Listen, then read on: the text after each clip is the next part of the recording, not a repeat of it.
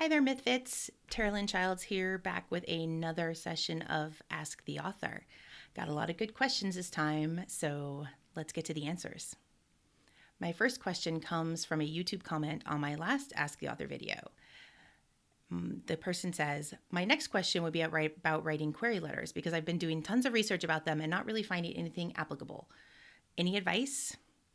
I have tons. So, like anything else in the writing world, there is no one rule, no hard and fast template for writing a query letter. And for any rule that anyone gives you, there will be an exception to that. And you can't just go by what someone says. You have to go by what works for you and what you think is going to do the best job of selling your book to your editor or agent. So, the method that I developed for writing queries, which were successful because writing a query letter is how I got my agent, is based on an RWA Romance Writers of America workshop that I saw from Liz Maverick. And basically, it is a three-part, three-paragraph query letter where the first paragraph is a hook paragraph. It's the shortest. The whole point of the hook paragraph is to give the reader something intriguing that's going to grab their attention, and then the elevator pitch for your story. So for Oh My Gods, it was basically, what if the Greek gods were more than myth? Oh My Gods tells the story of a cross-country running California girl trying to find her place at a school for the descendants of Greek gods. So you want that hook paragraph to be that thing that makes them imagine how wonderful this story is going to be. The next paragraph should basically be a summary, like a mini synopsis. So it's basically kind of hitting all the major points of your story. If you know anything about a beat sheet, then it's going to be like your opening image and your first turning point and your midpoint and your climax and your resolution. You don't really want to try and hold anything back or be secretive, or to be like, if you want to find out, request the book and, read the ending. You really want to tell them what the story is, because you're trying to show them that you know how to construct a story and take it through to its conclusion. And then the final paragraph in my formula is basically like a little resume formula, a resume paragraph. It's probably shorter than the synopsis, but a little longer than the hook paragraph. You want to put something in there that shows that you know about the market, that you're serious about building a writing career. So you may want to say how long the book is and what genre it is, to know that you know the word count for those genres. And if it's, your first or your fifth, you want to say, this is my fifth completed manuscript. If you have any credentials, if you finaled in any contests or anything like that, you want to include those there. And if you have any professional association, at the time I was a member of Romance Writers of America, and I was the membership chair for a local chapter. And I put that in just to show that I'm being professional, I'm networking, I'm in the organization that's going to help me get there. And it's just going to show them that you're not a crazy person and that you're serious about it. Basically. So those three paragraphs are all it should be. You don't want to be cute or clever.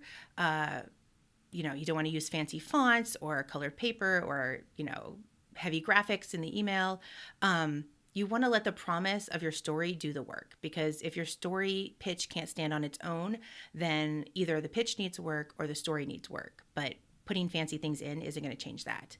I'm going to include a link down below in the description to the actual query letter that I wrote for Oh My Gods, which was posted on the Writer's Digest blog a few years ago. So you can read that and see a query that actually worked. And they have a whole series called Successful Queries on the Writer's Digest blog that you can check out to find inspiration to help you out with writing queries. Okay, my second question in this video comes from my Ask the Author form. And someone asks, how long do you make your character description and detail in the scene? So the answer to that is going to be a very annoying as long as it needs to be. At a very minimum, you only need to put in things that the reader needs to know about the character. Something that is going to tell the reader something about the character, whether it's their gender. Well, obviously their gender is presumably going to be more explicit in the text of the story, but they may need to know something about their race or their culture or their size, things that will like inform something about the character more than just what they look like. But over the years, I've described less and less because I want to let the reader use their imagination to picture this character, to maybe picture themselves in the like, place of the character, or imagine them related to people that they know. Just so that like every reader can feel themselves in the story. And as an author, like your job is to give them something that they can imagine. And if they can imagine themselves in it, that's going to make them that much more connected to it. But I think the most important thing about writing character description is to make it seem natural, to make it feel like it's naturally coming out of the character and what they would actually be thinking, either about themselves or about someone else. It's like you don't like look at yourself in the mirror in the morning and be like, oh wow, I run my fingers down my, highlighted hair. But if it tells you something about the character, or if you can relate it to an action, like I'm trying to run the brush through my, hair, but it gets caught, in the frizz, that tells you something about the hair without saying like the character saying, I have frizzy hair. So if you can relate it to an action, I think that makes it seem more natural. In one of my Forgive My Fins books, I have a scene where Lily is looking at herself in the mirror. I do this in Oh My Gods also one time, where the character is like looking and like comparing themselves or like judging themselves, which is not necessarily a healthy thing for the character or anyone to do. But that gives me a place where I can have them describe themselves, but like it's for a purpose because they're processing it for themselves. So you might want to read, I think it might be in Forgive My Fins and in Oh My Gods, where I have some like just ways that the character can describe themselves from looking in a mirror. But basically, as little as necessary description, and if you can connect it to an action rather than just a description of themselves or of someone else, then that's better. I hope that helps. Okay, and then my third and final question in this video also comes from my Ask the Author form.